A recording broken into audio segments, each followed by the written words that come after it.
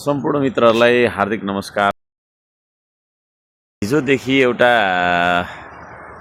कुरा आएको छ बाहिर। श्रम संस्कृति पार्टीको उपाध्यक्ष देवराज लामालाई चाहिँ प्रहरीले पक्राउ गर्यो। कारण चाहिँ पहिला बम विस्फोटमा खोइ केमा संलग्न हुनुहुन्थ्यो भन्ने कुरा आयो।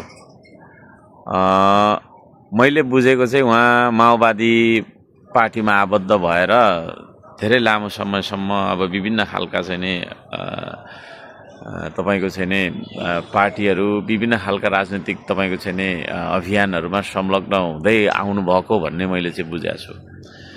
त्यति मलाई जानकारी थियो। तर त्यो बम विस्फोटमा परेको के कुरा भएको भन्ने कुराहरू पनि त्यहाँनिर चाहिँ त्यो खालको कुराहरू रहेछ। अब त्यसमा चाहिँ नि उहाँले जेल भुक्तान गरिसकेको भन्ने कुराहरू पनि आएको छ अहिले, हैन? त्यस्तो छ। अब कुरा के हो थाहा भएन सबै कुरा। त्यसो भएको कारणले मलाई यति चाहिँ थाहा थियो कि उहाँ के अरे तपाईको चाहिँ नि माओवादी पार्टीमा आबद्ध हुनुहुन्थ्यो।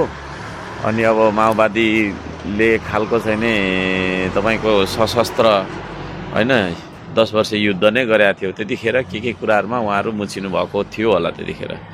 र उहाँले कता चाहिँ नि जेल भुक्तान गरेर आएको भन्ने कुराहरु पनि अहिले आएको छ, हैन? अब उहाँलाई यो केस लागिसकेको कारणले गर्दाखेरि अब राज्यले अनुसन्धान गर्छ, हैन? त्यसमा तपाईको चाहिँ नि राज्यले गर्नुपर्ने कुरा के हो त्यो गर्छ। म राज्यलाई चाहिँ नि सरकारलाई भनौं न, राज्य भन्ने बित्तिकै सरकार भन्ने बुझ्नुपर्छ। र सरकारलाई के पनि भन्न चाहन्छु भन्दाखेरि निष्पक्ष छानबिन गर्नुस्, हैन? निष्पक्ष छानबिन गर्नुस्। उहाँ दोषी पाइएको हदसम्म उहाँलाई कारबाही हुनुपर्ने कानुनी के छ कसो छ, हैन? त्यो अनुसार तपाईहरुले चाहिँ नि गर्नुस्। त्यसमा हाम्रो केही पनि भन्नु छैन। कस्तो मान्छे हो भने गलतलाई गलत र सहीलाई सही भन्ने मान्छे हो म। त्यसो भएको कारणले गर्दाखेरि अब यो उहाँलाई चाहिँ नि अब जेल भुक्तान गरेर आइसकेको भन्ने कुरा पनि आयो। फेरि तपाईको चाहिँ नि 79 सालको चुनावमा भाग लिनु भयो भन्ने कुरा पनि आयो। अनि फेरि हुँदै तपाईको चाहिँ नि के रे यो फेरि अर्को के मुद्दा 13 वर्ष पछाडी फेरि के जति भन्ने पनि आयो। अब यो के हो, हैन? यो सबै कुरा राज्यले खोजोस्, सरकारले खोजोस्, निष्पक्ष तरी तपाईको चाहिँ नि तपाईको कानुनी प्रोसेस अगाडि बढोस् र दोषी भएको हदसम्म उहाँलाई कारबाही हुनै पर्छ। निर्दोष छ भने उहाँलाई त्यसरी दुःख दिन पाइँदैन। श्रम संस्कृति पार्टीको चाम बढ्यो, क्रेज बढ्यो, हैन? लोकप्रियता बढ्यो भनेर चाहिँ अब त्यसलाई चाहिँ मुस्न खोजेको त्यो खालको एउटा प्रतिशोध राखेर राजनीतिक प्रतिशोध राजनीतिक षड्यन्त्र को गन्ध आउने गरी को गतिविधि हो भनेदेखि चाहिँ त्यसको भर्त्सना हामी सबै नेपाली समाजले गर्नुपर्छ। र म आज यो क्लिपबाट चाहिँ नि के तपाईको जानकारी गराउन चाहन्छु भने उहाँ अब निर्दोष भएर हैन बाहिर ननिस्कुन्जेलसम्म उहाँलाई चाहिँ नि पार्टीको पदबाट उहाँलाई चाहिँ निलम्बन गरेको कुरा म जानकारी गराउन चाहन्छु। र यसका लागि प्रेस विज्ञप्ति आधिकारिक पार्टीको तपाईको चाहिँ नि लेटर प्याडमा प्रेस विज्ञप्ति पनि हैन आइ नै हाल्छ। र हामी राज्यले गर्ने अनुसन्धानलाई कुनै किसिमको प्रभाव र दबाव पार्ने छैनौं। यो हो श्रम संस्कृति भनेको, हैन?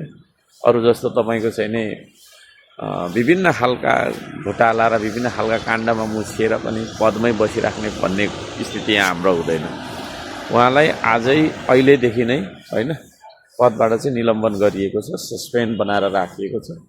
उहाँ दोषी करार हुनुभयो भने हैन पदबाट उहाँ मुक्त हुनुहुन्छ। दोषी करार हुनु भएन र निर्दोष भएर आउनु भयो भने हैन उहाँलाई फेरि हामी पुनः स्वागत गर्नेछौँ। र यो कुरामा जानकारी गराउन चाहन्छु, अब त्यो व्यक्तिले कुन चाहिँ विगतमा कुन चाहिँ राजनीतिक आन्दोलनमा के गरेको थियो भन्ने कुरालाई लिएर हैन आज भन्दा चाहिँ 20 वर्ष 25 वर्षको कुरालाई लिएर अहिले श्रम संस्कृति पार्टी यस्तो त्यस्तो भनेर चाहिँ जुन हामीलाई मन नपराउने हैन देश बेची खाना खोज्ने भ्रष्टाचारमाथि भ्रष्टाचार गर्ने अनेक परेको चाहिँ साम दाम दण्ड भेद प्रयोग गरेर भने झुटा राजनीति गर्ने मान्छेहरू ले जुन खालको चाहिँ नि भनिराख्नु भएको छ त्यो कुरामा कुनै दम छैन है, त्यो कुरामा कुनै दम छैन। जित जनताको हुने नै छ, श्रम संस्कृतिको हुने नै छ। जय माटो जय देश है, हामी सबै मिलेर यो देशको उन्नयन, प्रगति, उन्नति र समृद्धिका लागि काम गर्ने नै छौँ। हामी सबैजनाको जय होस्, देशको जय होस्, यति भन्न चाहन्छु। नमस्कार छ।